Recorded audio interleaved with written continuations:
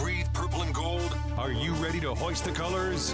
Now, time for the most in-depth look at the world of ECU athletics. Welcome in to Hoist the Colors with your host, Stephen Igo on 94.3 The Game. Watch the show live on Facebook and at 943thegame.com. Now, here's your host, Stephen Igo.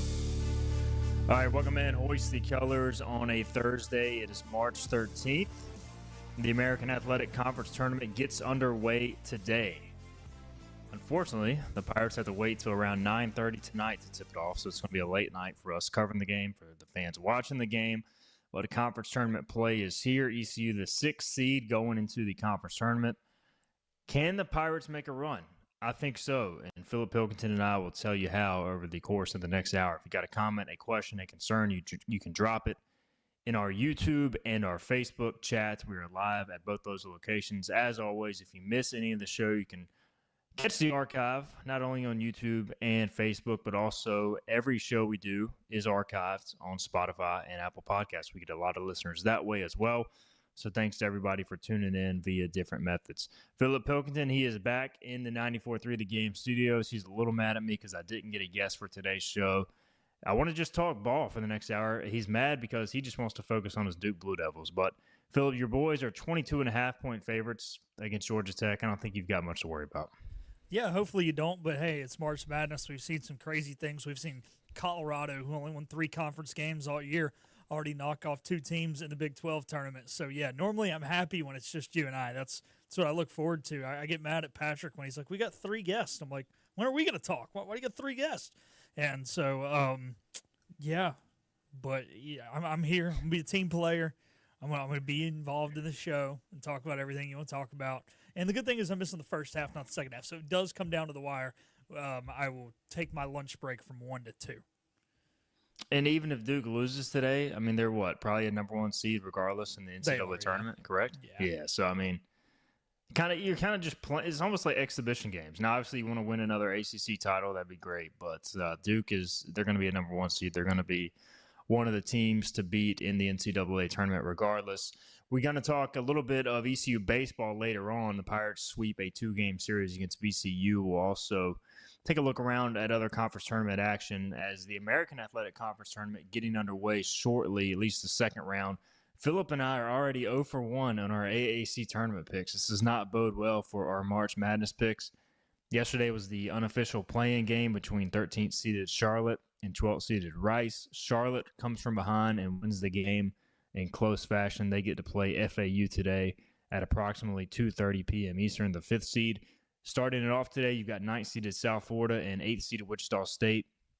And then later this evening, 7 o'clock, Tulsa versus Temple in the 10-7 game. And then wrapping up the day's action, East Carolina, the 6th seed against 11th-seeded UTSA. Now, before we talk about how ECU can make a run in this tournament, which I think Philip and I both believe they can, with some certain caveats, of course. Anytime you're the 6th seed, you're going to have to play some of your best brand of basketball to make it going forward deep into this tournament. The winner of tonight's game gets 3rd-seeded UAB, which has a bye to the quarterfinals. But for tonight, Philip, UTSA, for me, was the one team I didn't really want ECU to see in this opening round or second round, whatever we're calling it, with the AAC because they are so dangerous offensively. We'll get into some of the numbers. Pirates had to survive in San Antonio with a 1-point win on a C.J. Walker last-second shot, and they won in Greenville in overtime. So this is a dangerous team. They can put up a lot of points. My question to you is, what do you think the betting line is on this game? Again, ECU won by 7 in overtime, and Greenville won by 1 in San Antonio. If you had to handicap it, what do you think the Vegas odds makers put it at? So if I remember correctly, a few weeks ago in Greenville, it was 4.5 in favor of ECU. So that was a home team. You're supposed to give 3 to the home team. So that would make it 1.5 neutral at that time. But now that ECU has beaten them twice, I think they'll help ECU out or hurt ECU out, hurt, I guess, give them more respect. So I'm thinking it's in the 3 to 3.5 range, maybe 4. You're good at this, Philip. 3.5 is the number I saw. I think I've seen anywhere from 3 to 3.5. So you're good at this. Now, I think that's pretty accurate. UTSA, if you look at KenPom, they are in the 180s. ECU went from like 150 to 173 by virtue of getting just dog walked at FAU. They took a massive hit in their regular season finale, which we talked about. Margin of victory plays a role there. UTSA, right outside the top 150 in offensive efficiency nationally. They're top 50 in pace. Again, we were looking at some of the numbers pre-show. UTSA first in the league in free throw shooting, 80% from the line. If you send them to the line, if you send those guards, Millender and Spears, to the line, they're going to make you pay. They can also really shoot the three. Monsanto, the Wake Forest transfer, Millender and Spears can all light it up from deep. They are really, really good offensively, and they are tough to stop off the bounce and also tough to stop from three-point range. So they can put up points. Now, conversely, they are not good defensively. They are small. They are last in the league in rebounding margin, -6, I believe, on the entire season. ECU, meanwhile, top 4. Pirates have not been a great three-point shooting team, but one thing that they do well is they rebound the basketball. They also limit turnovers. They are towards the top of the league in taking care of the basketball. UTSA is first in the league with 9.5 steals per game with their trapping defense. So kind of an interesting matchup there, that ECU's strengths are against UTSA's weaknesses in a few cases, but also you have UTSA, which is one of the best three-point shooting teams. ECU, Philip, is allowing 38% from three-point range, which is dead last in the American, one of the worst marks in the country. So some interesting strengths and weaknesses there on both sides heading into this game. Those are darn near NBA numbers. That's how many points NBA or percentages NBA teams are allowing, and that's just because NBA players can shoot the lights out. But I do like, that they struggle at rebounding, and we're good at it. And I also like that we're so good at taking care of the basketball. The thing is about this game, ECU is not built to blow teams out. Just don't play fast enough pace. Don't shoot the ball well enough. Don't create enough live ball turnovers. They want to grind it out, play slow, be better than you in the half court. That's the one thing that worries me about this game. We are outscoring them on average in the first 40 minutes of the game by half of a point. Because one game was tied at the end of regulation, one game was in favor of the Pirates by 1. They know our late game tendencies. Now, they kind of got two different East Carolina teams, because they didn't see C.J. Walker down the stretch in the game that was in Greenville, and that was the more recent one. So that could help a little bit. But still, they know our tendencies now. They've been beat by us twice in tight games.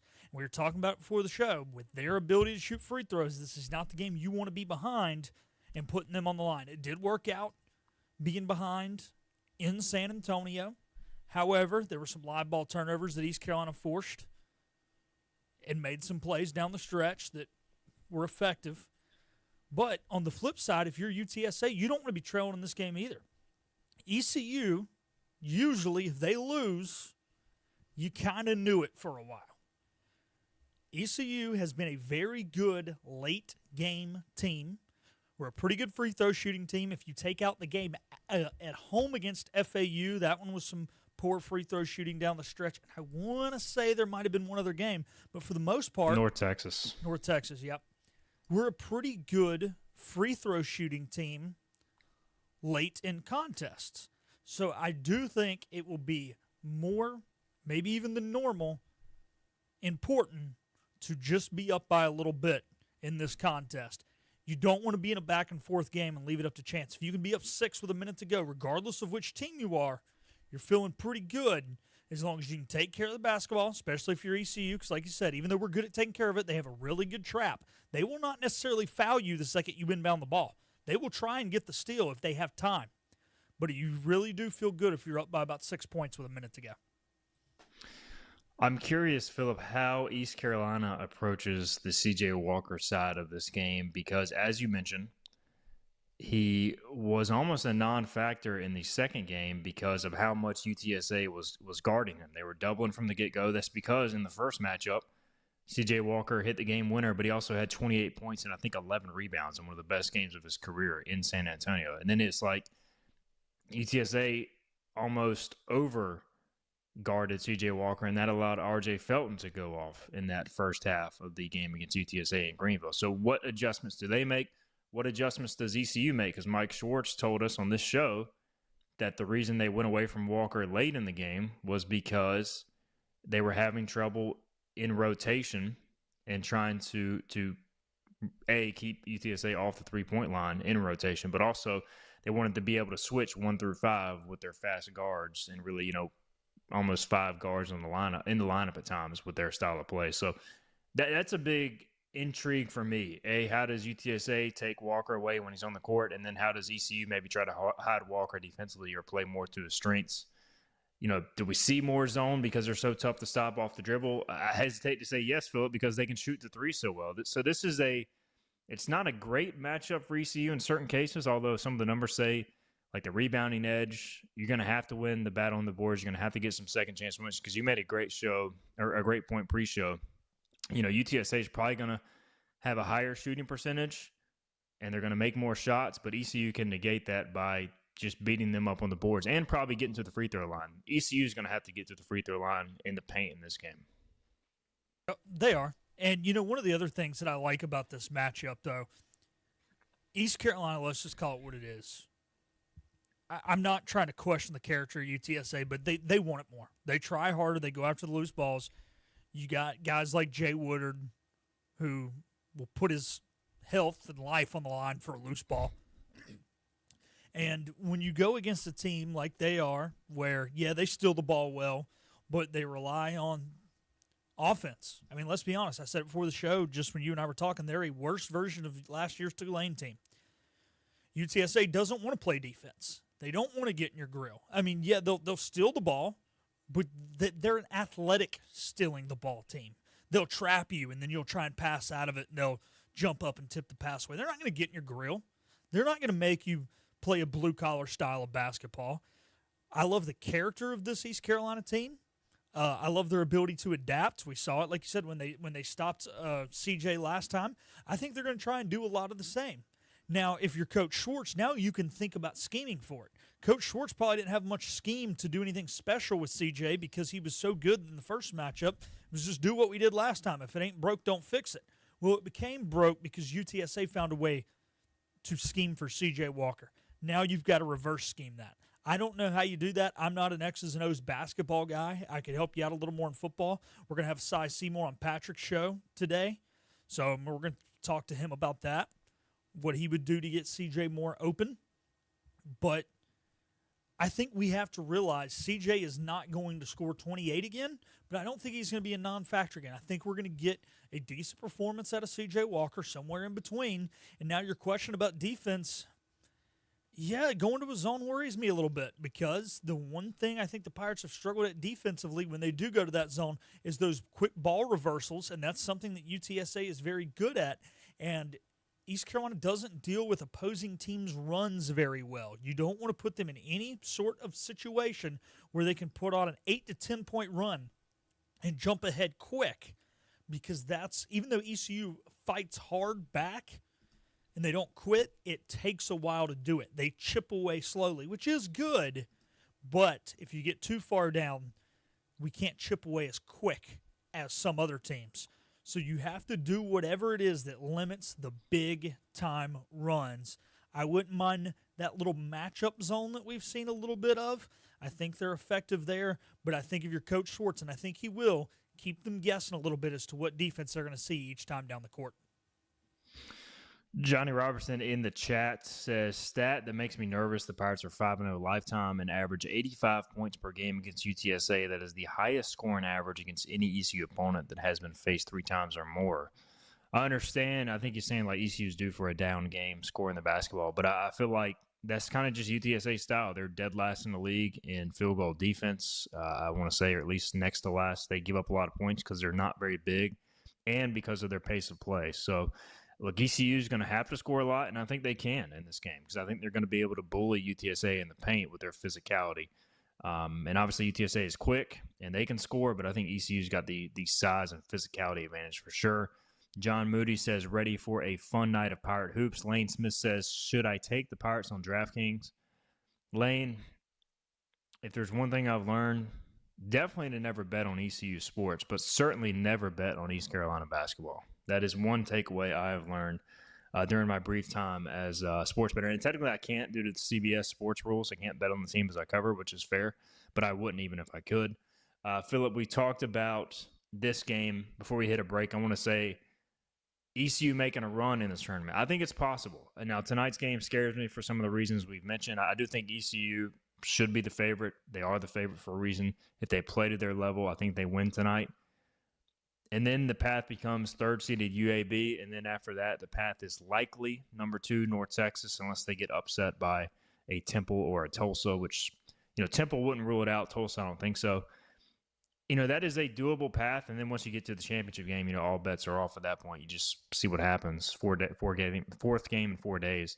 ECU can get there. My question to you is, what is the one key? We talked about the keys tonight, but the entirety of this tournament, if ECU's fortunate to make a run, for you, what's the one key this team has to execute to make it there? Kind of hit it on it earlier. Don't allow the big runs. When you look at Mike Schwartz's tenure at East Carolina, the games where ECU has not been in them is honestly, it's not even big runs that they allowed. It's long scoring droughts. Hey, you look up, and it's 14-2 over the last 6.5 minutes. Not that the other teams put up crazy amount of points. We just haven't scored. And when you're a team who can't score quickly sometimes, as quickly as others, you can't have 4 or 5 minutes without scoring. Like I said, this team has character, heart, and the ability to make free throws. Those things help you in close games. And if East Carolina has a long scoring drought, the game's not going to be close. But you give me a Mike Schwartz coach team, late game moments, I'm going to feel confident. Not saying they're going to win every game that's decided by 5 or less points, but I'm going to feel confident. I see a scoring drought of 6 minutes.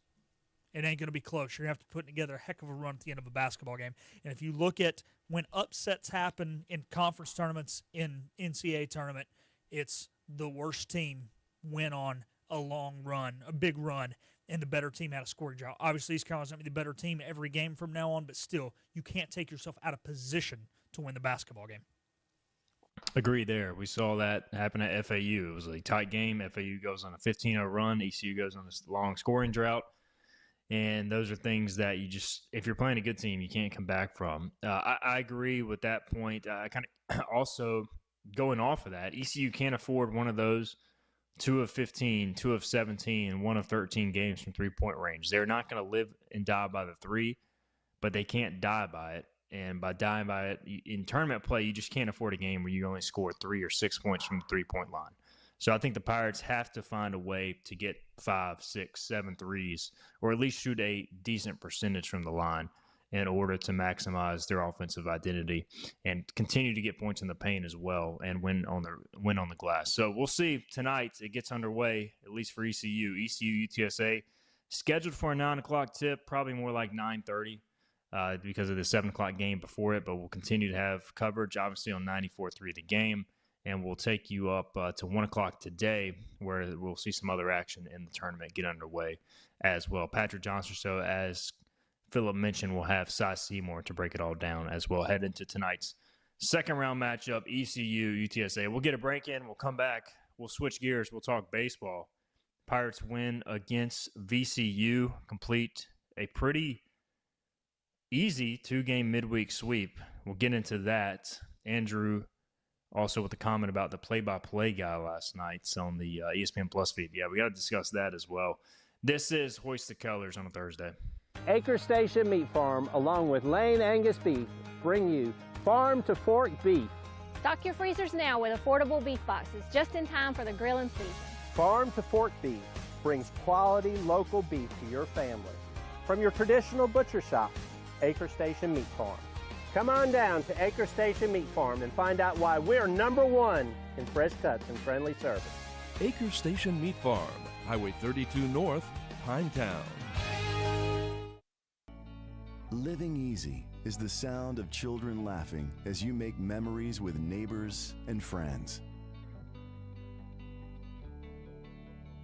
It's the sound of nothing at all. It's the smell of the salt air. Hear the waters against the marsh grass.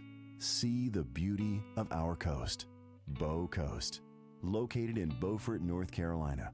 Southern Living's best small town. Other restaurants claim their food is fresh and fast, but are they friendly? At Moore's, you're treated like family the minute you walk into their doors. With locations in Winterville, New Bern, Swansboro, Morehead City, and Jacksonville. We've been practicing what we preach since 1945. At Moore's, our barbecue is slow cooked and smoked over real wood daily until it's so tender it's falling off the bone. Combined with our fresh chicken, cooked to order seafood, and homemade fixins, we're sure you'll agree. If it's not Moore's, it's less.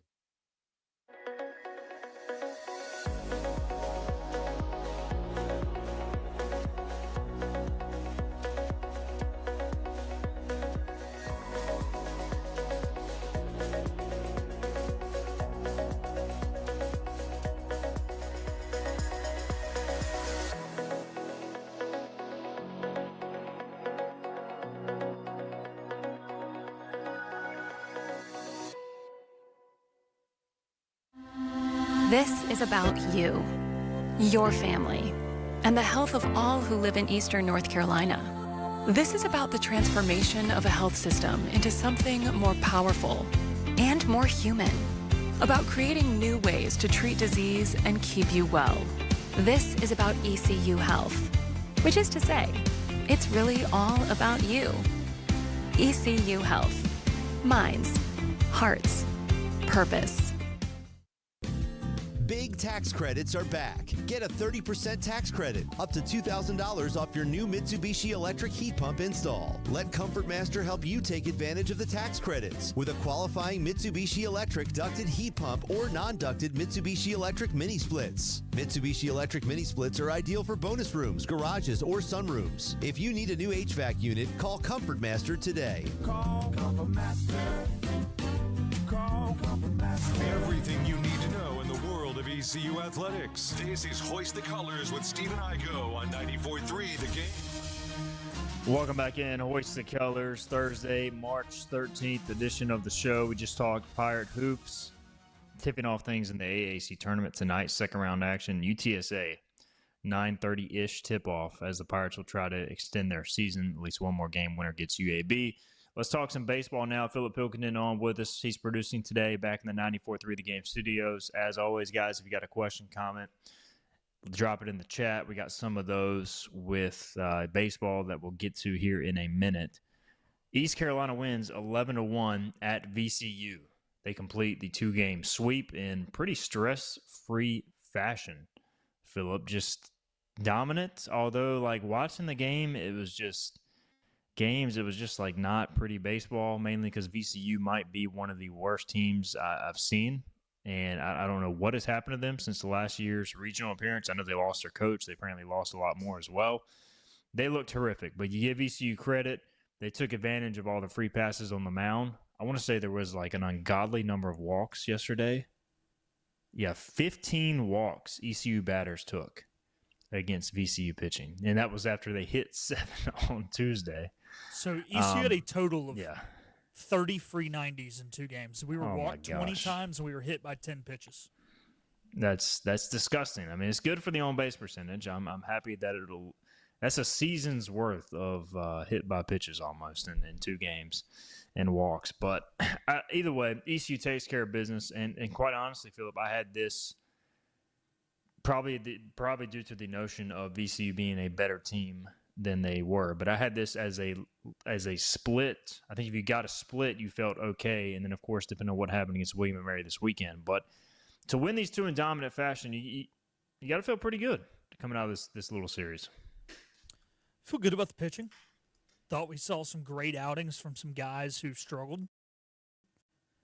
We hit the ball hard, so I think our average doesn't totally reflect how well they were at the plate. I thought they were good plate appearances.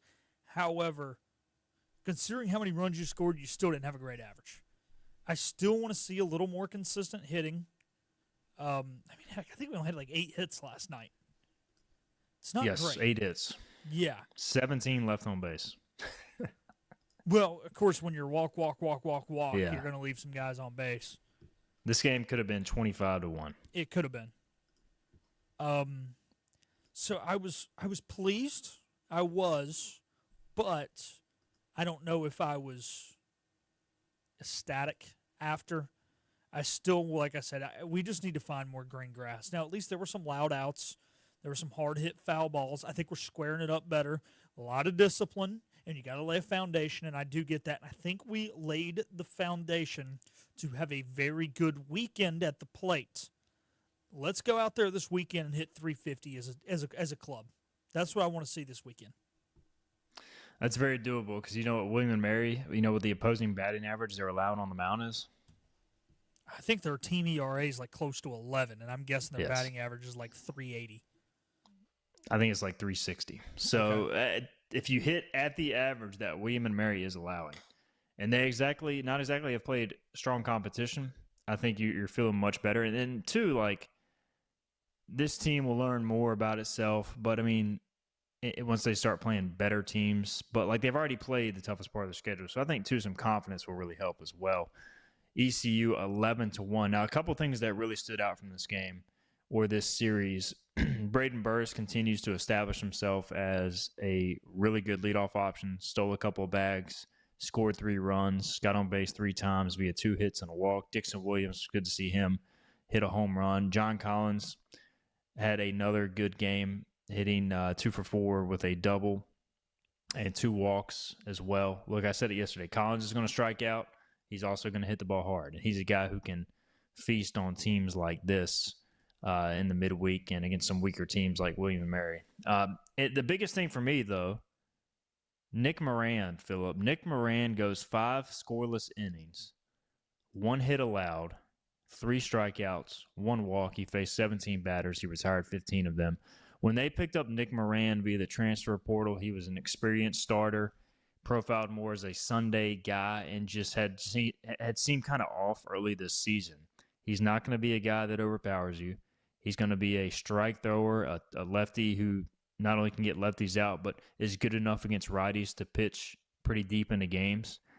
I think this type of outing, not that he's going to go out there and throw 5 shutout innings every time, but this gives me more confidence in the pitching depth going forward because I feel like if you need Nick Moran, depending on what happens with some of these other arms coming back from injury, if you need Nick Moran at any point to slot into a Sunday role or a weekend role to eat some innings, this shows he's on the right track.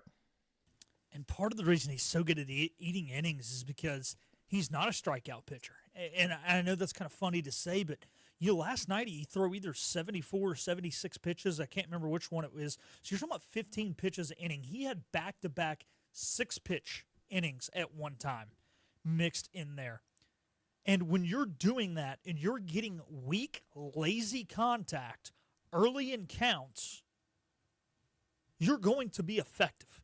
Now, with that being said, when you're a contact guy, maybe that causes you to let up maybe more of a solo shot here or there than a strikeout type pitcher.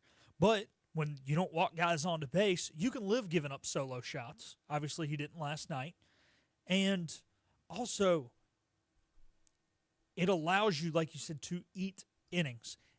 Yes, I would be fine with him right now in a Sunday role. He can also be that guy in the conference tournament. Hey, things aren't going good. It's a long week. We just need somebody to get 3 or 4 so we can save other arms for this weekend. He can be that role too if he doesn't be a starter. Now, I think with his current ERA and his current performance on the mound, you would like to use him in a more meaningful role than that. However, he can be used in multiple different roles as of now. And when you are a college baseball team, because college baseball pitching managing is totally different than Major League Baseball. Major League Baseball, you got 5 starters, game every day. It's always the same. College baseball, especially in May and June, is so different, and you need guys who are versatile. And he is mature as a baseball player. He is mature on the mound as a pitcher, and he is advanced in the amount of roles that he can play in your bullpen or as a starter, and that can be very, very crucial comes postseason play. One of the awesome stories coming out of the game as well, Parker Bird's sac fly in the top of the 9th inning as a pinch hitter for, coming in, getting a sac fly, scoring Walker Barron from third to make it 11-1, the game's final tally. First career RBI. Look, if you follow ECU sports, you know the Parker Bird story, lost his leg below the knee, his right leg, in a boating accident horrifically in the summer of 22. Rehabbed his way back to being a Division I college baseball player. Amazing story, but it's still surreal, Philip, to see him go to the plate and do these types of things, and it's hard to put into words. You watch it in amazement. So awesome moment for Parker. It was cool to see everybody on hand, especially ECU fans that realized the moment. The dugout reacted, but awesome moment in Richmond yesterday. It was. This is when it all happened. I remember us talking to him on Patrick's show, and we didn't know. You didn't know anything, and much less that he was ever going to play a college baseball game again. And, he gets on base in his first plate appearance and then is now able to, have an RBI. I mean, it shows to his character and his faith and his willingness to keep going. Obviously, didn't get to become the starting shortstop of East Carolina Pirates, but he's found ways to make a difference off the field.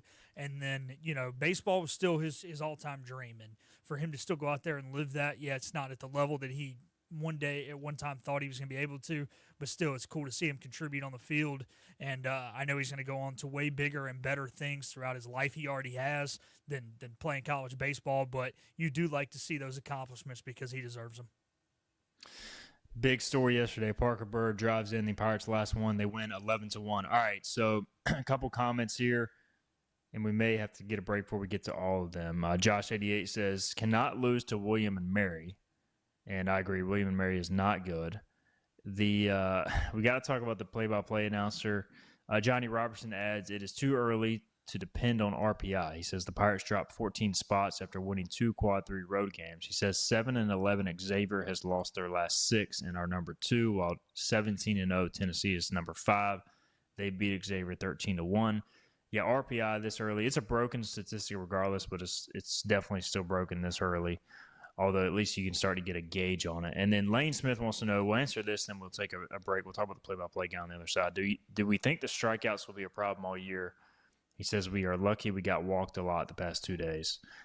I've kind of said I think this team, I referenced it last year. They struck out 13.8% of the time, which was a great number, probably towards the top of the NCAA. This year, 23% of the time. That is a sizable jump. I just think this team has more swing and miss. I think it will be a problem. It already has been a problem. I think it will improve some as the season goes on. But, striking out, you can only improve it so much. If you have swing and miss in your game and your at-bats, Philip, you just kind of have to live with it. Certainly, adjustments can be made to the lineup, and I think improvements will be made individually to an extent. But most guys, they're either strikeout guys or contact guys. It's just part of baseball.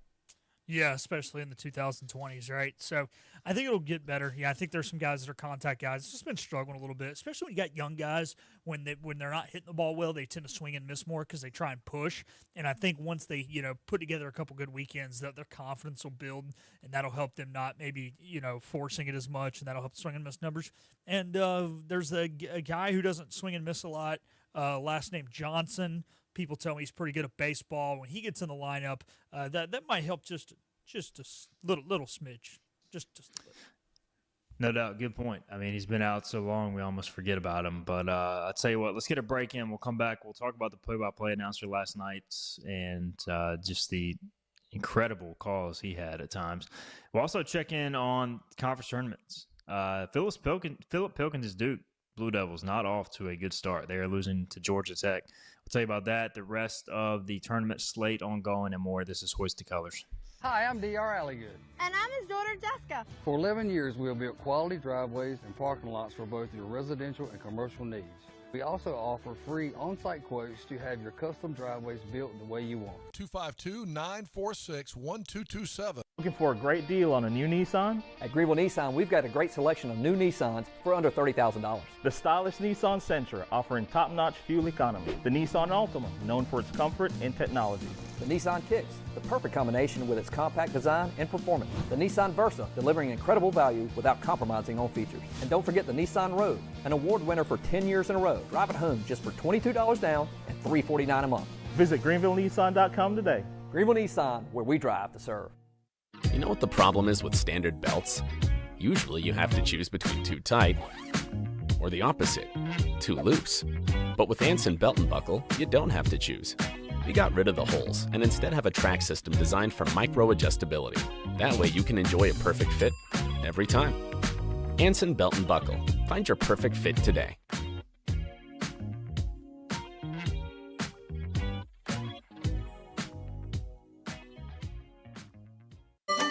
Your confidence makes everything look good. You see the world in vivid color, not black and white. Swing through your neighborhood Fantastic Sam's Cut in Color and let our experienced stylists take you from everyday to extraordinary. Fantastic Sam's hair salons are locally owned and operated. Our full-service salons are conveniently located in Goldsboro, Kinston, Greenville, New Bern, Jacksonville, and Calabash. Stop in today at Fantastic Sam's, where the possibilities are endless. Other restaurants claim their food is fresh and fast, but are they friendly? At Moore's, you're treated like family the minute you walk into their doors, with locations in Winterville, New Bern, Swansboro, Morehead City, and Jacksonville. We've been practicing what we preach since 1945. At Moore's, our barbecue is slow-cooked and smoked over real wood daily until it's so tender it's falling off the bone. Combined with our fresh chicken, cooked-to-order seafood, and homemade fixins, we're sure you'll agree. If it's not Moore's, it's less. Hi, I'm D.R. Alligood. And I'm his daughter, Jessica. For 11 years, we have built quality driveways and parking lots for both your residential and commercial needs. We also offer free on-site quotes to have your custom driveways built the way you want. 252-946-1227. Pirate fans, 2025 East Carolina football season tickets are on sale now and can be purchased for as little as $115. Head coach Blake Harrell wants you to be a part of his first full season as the Pirate coach as he builds momentum off of the 8-win season and the Military Bowl win over North Carolina State. Call 1-800-DIAL-ECU or go to ECUPirates.com today to get your 2025 season tickets. We're live with Stephen Igo on 94.3 The Game. Hoist the Johnny Roger! Now, back to Hoist the Colors. All right, welcome back in. Hoist the Colors on a Thursday. Conference tournament action ongoing. We talked ECU baseball, ECU hoops. We got to talk about the most famous play-by-play announcer, sorry, Dylan Johnson, in Pirate Nation right now. We don't even know his name, who called the VCU game last night for ESPN+. We'll get to that in a minute. But first off, Philip, what's going on with Duke, guys? We sit here live at 12:37 p.m. Eastern. They are 0 of 12 from three-point range and losing to Georgia Tech by, 14? Yep. You just Malik Brown just popped his shoulder out of place again. There's it. It's over. If he can't play, they can't win a national championship. Is it time to just leave? Yeah, he's done. His season's over. Crap.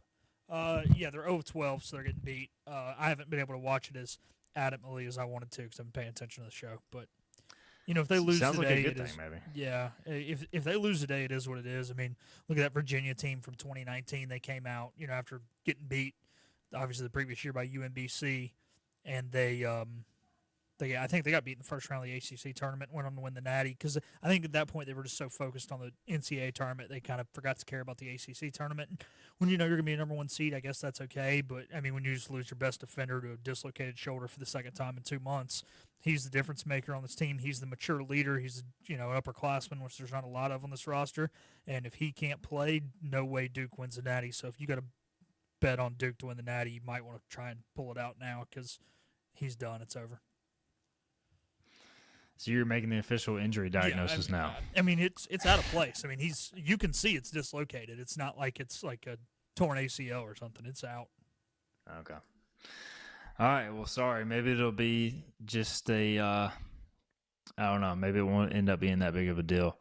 All right. Switching gears. We'll get back in the conference tournament in a minute. Just had to pick on Philip there. Sorry, Philip. Did you have a chance to listen to the ESPN Plus feed at all, Philip, or were you too busy producing the game? I was too busy producing the game. I've heard I need to go back. Now, I will say this. You absolutely do. As funny as it was to listen, according to Dylan, it was more funny to watch the guy. There were multiple times, I guess the dude was extremely animated, and Dylan said it was all he could do to hold back from laughing because he was sitting in the booth next to him, but there was a clear glass window, and he could just see out of the corner of his eye everything this dude was doing, and we would get to break, and he would lose it laughing, and then he would just go into the story, and then I found myself laughing just from the stuff Dylan was telling me. Well, if you heard it, you could 100% believe Dylan because the guy, it sounded like either he was on just an intoxicating amount of drugs to alter his brain chemistry, or it was like every play he was almost, I likened it to, and he knew the game, like you could understand, he understood baseball, but like it was like the first time he was able to sit down and watch the sport of baseball. So like everything he saw on the field was the most amazing thing, like simple fly out to center field. And he would let out, oh, wow, what a beauty of a catch. And it was just like a normal running catch as the center fielder jogged in. And ground ball was the same way. Anytime somebody made decent contact, his voice raised. And look, I mean, the guy, I thought it was hilarious. It wasn't a bit, I don't think. He just like, that's how he calls the game. And he was super excited. I enjoyed it. I can't even like remember all the references he made because there were so many and they were so all over the place. But we were basically picking on him in the ECU Hoist the Colors game thread. It was highly entertaining. I thought it made an 11-1 terrible midweek game 20 times more entertaining. I do have to say, I don't think he said on the broadcast a single time what his name was. Definitely not his first and last name. Somebody please get me this guy's name so I can get him on the show because I want to interview him and ask him about it. Every catch, Philip, like in baseball, you make a catch with your glove. He would say, and there's a one-handed catch by by the outfielder. Like it wasn't a routine. Yeah, he said it like every time. I should go back and watch the just game. Incredible. You absolutely have to. Just watch the first inning because like the first inning's incredible. So I guess there was a different broadcast team for Tuesday's game because Tuesday's game was on the Plus as well, right? Was it simulcasted with their radio broadcast or was it a different TV guy? Yeah, I know it was a different announcer altogether. The Tuesday guy, I think, is the regular one, but this guy was a different one. I don't know if this was simulcasted. You know, people were saying that it was like a VCU student. Then somebody said it was like a 60-year-old guy. So I don't know which one it is, but I need to know his name. Johnny Robertson with a couple quotes here. He says, hanging like a homeless man on a Christmas ham. And then another quote, a giant snow cone might have been lemon. So he was obsessed with trampolines. Kobe Wallace made a diving play, and he was like, hey, he was on a trampoline out there. And talking about how he jumped up and down. And he was also obsessed with hunting season because every time ECU had runners on base, there's ducks on the pond, and it's hunting season. So it was just like you had to experience it. It was terrible yet incredible at the same time. So please, if you have not, I promise you will not be disappointed. It's even better than I'm making it sound. I promise you. All righty. It's hard I'll check it out while hard to I'm even describe. ticked off after this Duke loss that we're about to have. Yeah, that's shaping up to be a tough one in Charlotte. Later today, you've got North Carolina and you've got Wake Forest set for 2:30. You also have currently ongoing St. John's and Butler in the Big East tournament and Indiana and Oregon in the Big Ten tournament because that sounds completely normal. BYU and Iowa State in a ranked matchup in the Big 12 tournament, and then shortly tipping off in the American, you have the 8-9 game USF versus Wichita. So curious to see how USF responds after dropping, obviously, a lot from last year and losing their coach right before the season. It's been a tough year for them. Maybe they try to make a run in the tournament as well. I don't know, Philip, like it's one of those things with you mentioned it with the ACC tournament, and Duke doesn't have a lot to play for. So what team outside of Louisville is kind of the favorite outside of Clemson, of Duke at this point? I know Clemson's had a good season, so they would be the next favorite. Yeah, I think they might be the 2. One of those teams is the 2, and the other one's the 3. But I think they both ended up with only 2 conference losses. They both lost to Duke, and then one of them obviously lost to the other one. They might have split. They might have played each other twice. I don't know. But, yeah, they both went 18-2. So, or no, they didn't both lose to Duke because Clemson beat Duke. So, I don't know where their losses came from. You got Stanford and Louisville tonight at 7 o'clock on ESPN2, and then SMU at Clemson. Or versus Clemson at 9:30, and again the afternoon game, North Carolina, Wake Forest. They hit a 3. Duke has made a 3. It took them 17 minutes, but they hit a 3. They're just getting it out of their system before the NCAA. I hope so. Duke's following the ECU model. Just play your worst possible game right before the most important tournament of the year. At least that's what I'm hoping for ECU. So, and Pirates and Roadrunners in action tonight at around 9:30. And how much of this American Athletic Conference tournament are you going to watch, Philip, if any, outside of ECU? Like, do you cut it on at all? Is it just background noise? I mean, it's one of those. Usually this time of year, I've always got 2 or 3 screens going at one time, so I go based off the most intriguing matchups. And I'll be honest with you, Big 12, SEC, ACC, Big 10 is going to have, Big East is going to have, more over the American. I mean, we've talked about in the show, I just don't care about a lot of these teams. And I know it's bad, but, I don't know fans of these teams. Even some of these out-of-state teams in these other conferences, I have friends that are Michigan State fans because they're from Michigan. Or I have friends from Oklahoma who are Oklahoma fans. I actually know about these schools. And then obviously growing up in ACC country, I have a connection to at least all the schools, the 12 that were there when I was a kid growing up. Obviously only 11 of them are left now that Maryland left. So, yeah, Tulsa and Temple, I just don't care. I'm sorry, I don't know. What about you? Do you turn it on much? I will turn it on just as a beat writer of a team in the conference. I feel somewhat obligated to know what's going on, but I'll be honest, if I'm definitely not fired up to turn it on. What I'll do is I'll go from this chair right here in my home studio to my reclining electric couch and put it on the TV and then do some writing. And in the background, I'll have the AAC tournament on, because I'll be honest, I have power for whatever the heck it's called now, fatigue, Philip. I just get so tired of hearing about how great and how much money these massive brands have, especially in the SEC. I know it's great basketball. I know these teams are good, but all of them are going to be in the NCAA tournament regardless. So why do I want to watch them outside of maybe just watching them to get a gauge on who I would pick in March Madness, the bracket? I'm fatigued of the SEC. It's gotten that way in every sport, man. I'm just tired of all the money-rich teams winning everything. That's fair enough. Duke's done. Cooper Flagg's hurt now. They definitely need to pack it up and go home. Yeah, I think we need to just lose this game now and be done. But anyways, I do get what you're saying, and honestly, I've enjoyed a lot too watching the mid-majors championship games. I've really been intrigued by those. I was watching some of the A10 yesterday, but even the A10, man, I know more people who are fans of those teams than the American, and A10 basketball has always been exciting. It is way more exciting than the boring brand of basketball the American plays.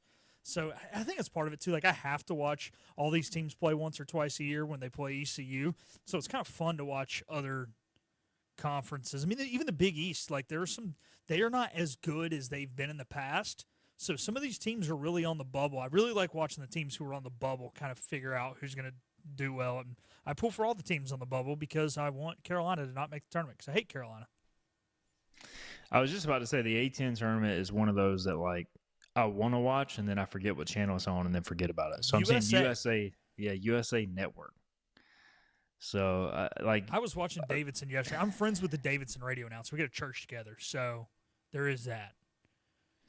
So Davidson, St. Louis today, that's an intriguing matchup to me, and it's more regional, like you said, especially the Davidson factor. You got George Washington, and then tomorrow, of course, George Mason, one of the top teams in the league. Will be interesting to see what they do if they're able to, obviously, make the big dance, because ECU could be ECU's best win of the year.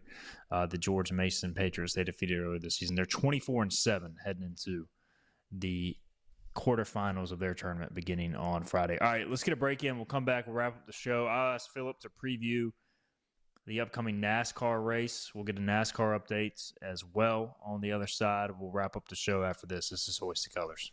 It's time to bring on the savings at Greenville Toyota with huge discounts on over 125 new Toyotas, like a Camry $269 a month or RAV4 $339 a month. Now bring yourself to Greenville Toyota and save. The team of Flatlands Jessup is working overtime to help ensure that Eastern North Carolinians like you get the health insurance help you need this open enrollment period. New legislation passed meaning more people than ever qualify for affordable coverage. Let us help you today. The best burgers around. Everyone loves a thick, juicy, and fresh burger.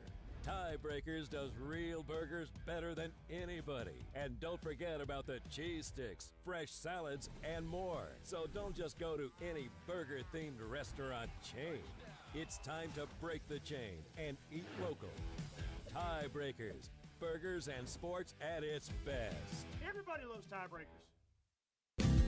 Big tax credits are back. Get a 30% tax credit, up to $2,000 off your new Mitsubishi electric heat pump install. Let Comfort Master help you take advantage of the tax credits with a qualifying Mitsubishi electric ducted heat pump or non-ducted Mitsubishi electric mini splits. Mitsubishi electric mini splits are ideal for bonus rooms, garages, or sunrooms. If you need a new HVAC unit, call Comfort Master today. Call Comfort Master. Call Comfort Master. Tired of the 1-800 numbers advertising Medicare products? Flatlands Jessup has 6 offices all throughout eastern North Carolina. You get face-to-face help from our local award-winning licensed team. Stop by today. Flatlands Jessup, your whole world covered. Your roof is a vital part of protecting your home and family from dangerous storms and hurricanes. At Assist Roofing, we install and maintain metal roofing that provides precise protection. Add value to your home while lowering utility costs with a fortified roof to last a lifetime. With 0% financing, grants, and Energy Star Green Roofing tax credit available. Call us to schedule a free consultation so you can weather any storm with confidence. You know what the problem is with standard belts? Usually you have to choose between too tight or the opposite, too loose. But with Anson Belt & Buckle, you don't have to choose. We got rid of the holes and instead have a track system designed for micro-adjustability. That way you can enjoy a perfect fit every time. Anson Belt & Buckle. Find your perfect fit today.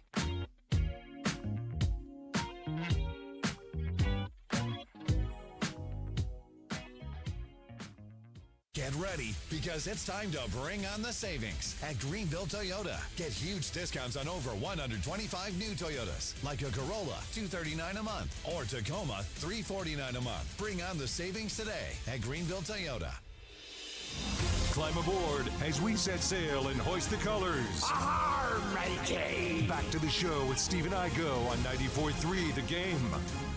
All right, welcome back in Hoist the Colors. Final few minutes of the show here, Thursday, March 13th. We're live at 12:52 p.m. Eastern. If you're listening to us live. Philip Pilkington back in the 94.3 The Game studios. I just saw the Cooper Flagg video injury. Doesn't look great, but looks like some sort of ankle sprain, just hopefully a small sprain, not a high ankle sprain for Duke fans, Philip, but did not look particularly good. No, it didn't. And just seeing him go down, whether he's available moving forward or not, I say put the walk-ons in, try to win. Absolutely. If you win, you win. If you lose with the walk-ons in there, you lose. I mean, you're in the NCAA tournament. This is not 1960 where you got to win your conference tournament to make it. I mean, at this point, I'm not saying throw the game, but just put the guys out there who don't play and see how they do. I mean, I don't know. No doubt. It's, nothing to play for, really, at this point. They're a 1 seed regardless. All right. NASCAR update, Philip. Where are they at? Vegas this weekend? Vegas. Play some bets. Look, Vegas is a track. It's probably one of the easier tracks to drive. It's where a lot of people will make their debut in a new series. If you're not a NASCAR purist, this is probably not the race to tune into. The best drivers usually win because the track is a lot about speed and how well you set up your car. So if you are going to watch, you almost want to watch it start to finish to see how the strategy's playing out. Are they splitting stages directly in half? Is it better if you pit earlier for fresher tires? And it's a lot on the crew chiefs. If you got a bad race car, can a crew chief go out there, make the calls to get them better for the end of the race? But you're not going to have the bumping and banging and the lead changes that we saw the last few weeks. So, tune in if you want to learn about the strategy, but like I said, it'd be one you definitely kind of want to watch start to finish because it's going to be a lot more X's and O's than it is, fenders and tires. What's gotten into Christopher Bell, winner of 3 straight? Yeah. What is is he that good? Yeah, look, he's one of these young up-and-coming guys. He was the next guy it felt like to have a breakout. I predicted it was going to happen last year, that he was going to win 6 or 7 races and go on to win the championship. I think he still won 3 or 4. I mean, he had a good year, but it kind of felt like he was going to have that breakout year that Byron had a few years back where he won 6 races. So looks like I was just 1 year off my prediction, and he'll be a champion at some point in his career as a young guy. And, yeah, he's a force to be reckoned with for sure. So any chance he wins 4 in a row? And do you know what the all-time record is for most wins in a row? I don't know. I'd have to look at this it up. level? I'm guessing Petty did it back in the day. I'm sure is when it happened. Yeah, I'm sure he won 4 or 5 at some point, but in the modern era. It says Petty won 10 straight in 1967. Yeah. So that was back when you'd run like North Carolina Fairgrounds on Monday, run it again Tuesday, and then you'd be in like North Wilkesboro Thursday and Charlotte on Sunday. They ran like 50 races a year. Yeah. That is that's crazy. And then looks like Jeff Gordon, Jimmy Johnson, Dale Earnhardt all won 4 in a row. So this would be one of the, if he could win 4th in a row, he would venture into some elite territory, more so in the modern era, as Philip pointed out. We'll see what happens. Hey, I won't be watching, but I'll count on Philip to tell me about it. Too much going on this weekend in sports, but Philip always with our good NASCAR update does a great job, and we'll continue that throughout the spring as well. All right, we're out of time for today's show. Thanks again to Philip for his insight. Conference tournament action begins tonight for East Carolina. 9 o'clock is the scheduled tip-off time. Will likely be after that with the 7 o'clock game before it. But Pirates will take on 11th-seeded UTSA. We'll break it all down tomorrow, 12 noon. Bobby Harward will be with us. We'll see if the Pirates are keeping their March Madness run going or if the season is over. And we'll also talk some baseball heading into the weekend as well. This has been Hoist the Colors. We'll see you tomorrow at 12 noon.